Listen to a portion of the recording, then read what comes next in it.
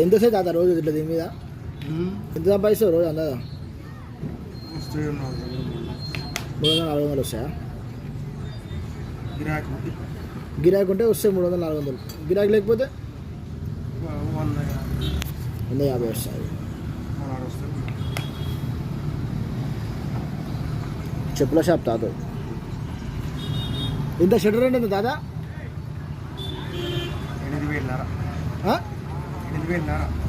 8,000 అన్నారా? అంతేనా? Depot cost. ఈ డిపో అవి ఏం పేరు తాత నీ పేరు? ముత్తయ్య.